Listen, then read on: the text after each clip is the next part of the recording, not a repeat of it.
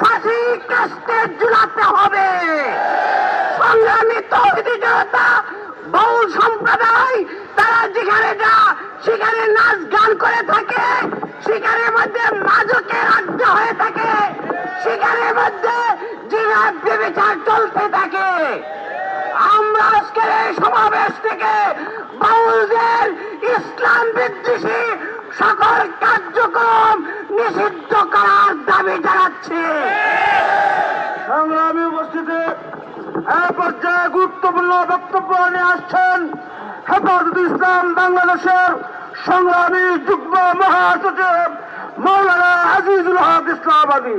মৌলানা আজিজুল হক ইসলামাবাদী।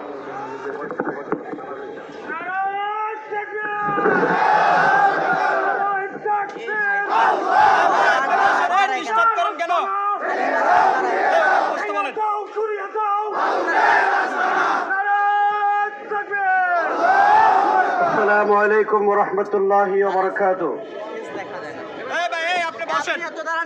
বাউল আবুল সরকারের আল্লাহ দ্রোহিতা এবং কোরআনের বিরুদ্ধে বিদ্রোহ করার প্রতিবাদে আজকের এই বিক্ষোভ সমাবেশের সংগ্রামী সভাপতি, মঞ্চ ভবিষ্ঠ হেফাজতে ইসলাম বাংলাদেশের জাতীয় নেতৃবৃন্দ, সংগ্রামী তৌহিদি জনতা, আমরা স্পষ্ট ভাষায় ঘোষণা করতে চাই, বাউল সরকার আল্লাহর বিরুদ্ধে কটূক্তি করেছে।